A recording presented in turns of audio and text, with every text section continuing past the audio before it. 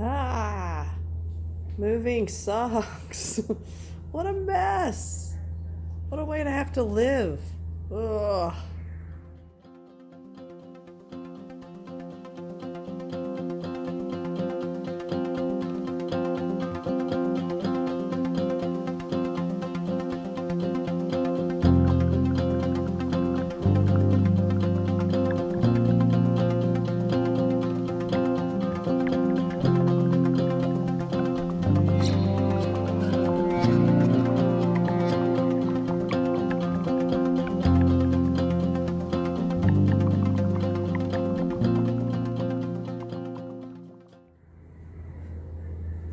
Oh, yeah. Ugh. But storage is cleared out. Everything is here that's going to be here. We have a few more things to kind of toss.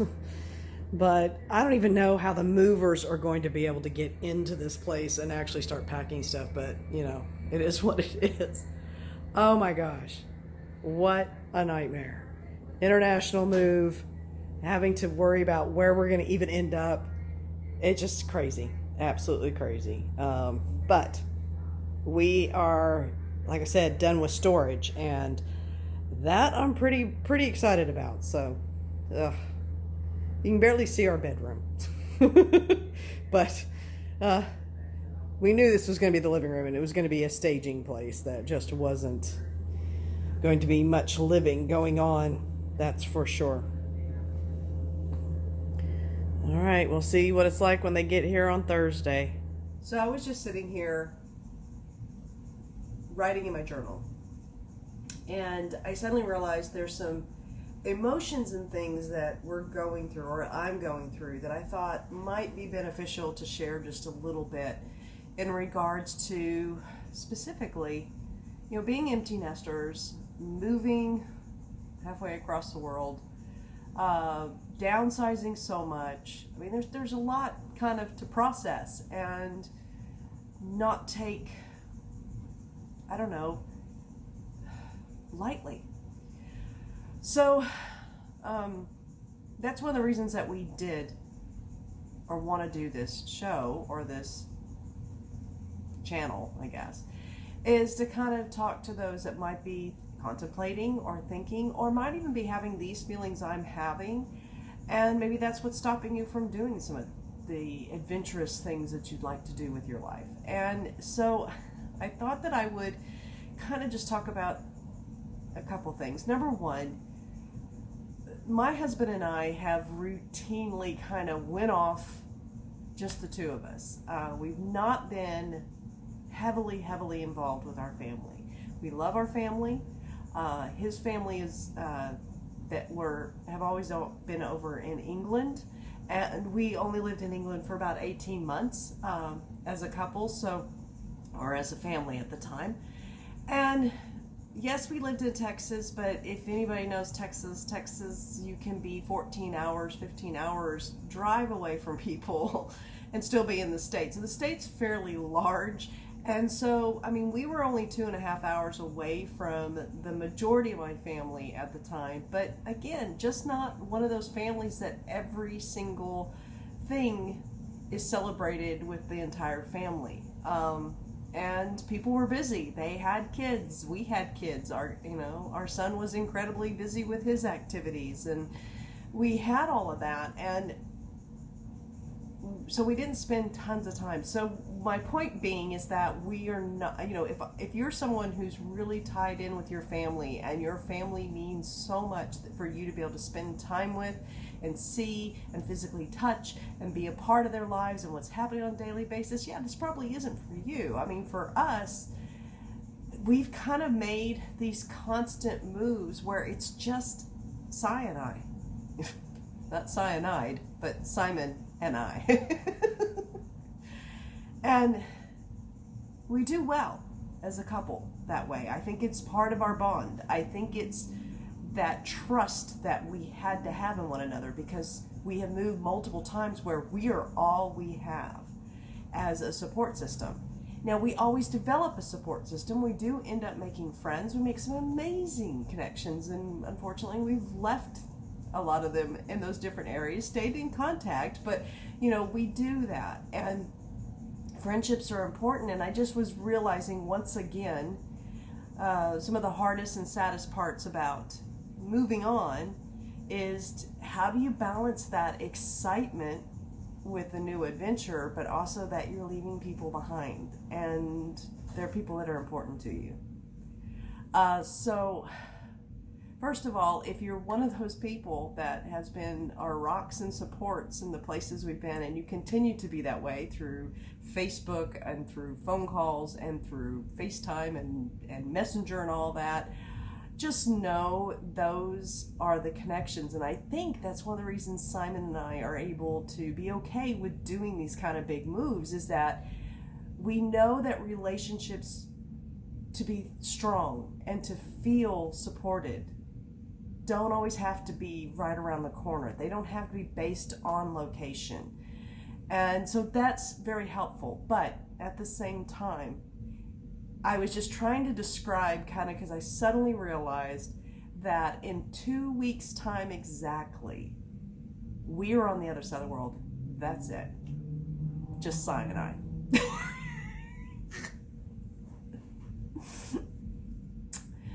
Just Simon and I. And at this age, it's funny, I was trying to describe what the feelings were. And, basically I had to just admit, it's fear and anxiousness. It's fear of the unknown. It's fear and anxiousness. It's doing it again. It's doing it at this age. Just a second ago, I was in the kitchen and I was looking at it going, oh God, because, every surface has something on it. It's driving me nuts. But I'm also tired, and I'm kind of like, I'm getting tired of making decisions. I'm getting tired of the questions. I'm getting tired of the to-do list. I kind of want a break. And to be honest, the illness kind of did that for me, which was good. And it let me do some creative stuff and get my brain off of just do and what we have to do to get there. And it's been nice having a little bit of a break of not, that's what Simon and I are us talking about. Like, don't forget tomorrow you have to do this. Don't forget you have to do that. We got very tired. I know I am very tired of those discussions. I want to talk about other things, but there's really not brain space, time space, because Simon's still working. In fact, he's working 2 jobs basically right now. So him going up to Troy to go see our son and take stuff to him, and me being here ill, it was nice to have that break so that I will be more refreshed and ready to start those conversations, which I know he needs to have those conversations as well. He needs to know things are in motion and there's a plan and we know what we're doing, ish. But I also just went, but God, I'm just kind of tired. And I was like, that's the age. You're doing this when you're in your 20s and 30s and again in your early 40s, but now to be doing it again in your 50s, going in, Simon, into his 60s, it takes a different toll, and you physically just get kind of tired. So it does say a lot about just get rid of your junk, because toting, packing, keeping up with that, kind of junk, you need to let go. And I mean, this could be figuratively or it could be literally, and in this case it's literally. It's like I'm looking at this plastic bag and I'm all like, I could be needing this for X, Y, and Z over in Singapore. And it's like, do I really need it? It's like, just let it go. But I am frightened. I'm concerned. We're also 55. What's going to happen with this? Physically, mentally, We have, hopefully, quite a few more years. But the thing is I know how much I've changed in the last 30 years. So how much am I going to change in the next 10, 15 years? And I have no idea what that's going to be physically and mentally. And here we are going across the world. So I'm not here to give advice. We've made our decision. We are very excited about going, but it doesn't mean that we don't have these feelings. It doesn't mean that. Now, for us, leaving Perrin here, our son, is the toughest part of it. Because I love seeing what he's doing. He's in an amazing part of his life, and new things are coming up. He's trying new things. He's really feeling out who he is. And I really love the guy. I really love what he's becoming, and I want to see more. I've been a huge fan and stalker of his since, well, when he was little bitty, He's my boy. He's my son.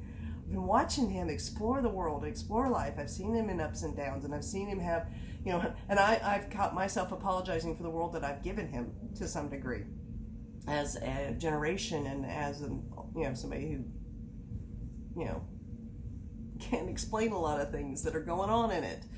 But at the same time, I think it's a great moment for him, and I hope he comes to see us. And we, over there, because I think that'd be a great experience for him.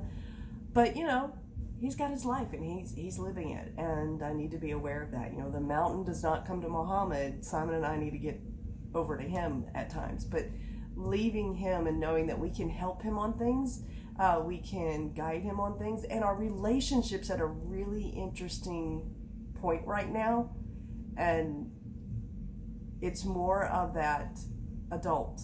It's adult to adult and friend to friend. And when we were raising him, I wasn't his friend. I was his mother. Now it's changing, and there's things he has opened my eyes to. So many things in my overall experience in walking through life now is totally changed because of him, and because of him as an adult, not just what he as a child, but now as an adult, the things that he shares and his views on things, and means a lot. But I also know this is Simon and I at our best. Okay, this is us as a couple. This is us relying on one another again. This is us going someplace and going, we can do this. And when I feel weak about it, or I feel unsure, he's not. He's going to feel strong. And when he's feeling unsure or he's questioning what we're doing, I'm going to be like, nope, go, go, go. And I know this, but right now, just thinking of the age, I think is having more of an effect than it has in the past. The fact that it is going to be definitely just two of us, and we are remotely that far away from everybody that we know. I look forward to making new friends, and I do feel like I find really unique people to make really long-term relationships with. But it's not a huge number of them. But when I do, luckily, I've had these friends that have shown me over and over and over, it isn't proximity and location. It's dedication to one another, and not putting undue expectations on one another, but knowing that when I need to, picking up a phone or doing a FaceTime or doing a message, whatever it is, there will be a response, and it will be a wholehearted response. And I love that, and I know I can do it again. I just hate that I'm having to leave those people in order to go find those more people that are going to be like that. I feel like we're going to have a worldly tribe by the time that we finish our adventure, whatever that means. Don't think I want to talk about finishing our adventure at our age. And that's cool, because we're going to have people on that side of the world too that we can spend time with, and we can learn from, and we can engage with, and I'm looking forward to that. I am. But it just hit me.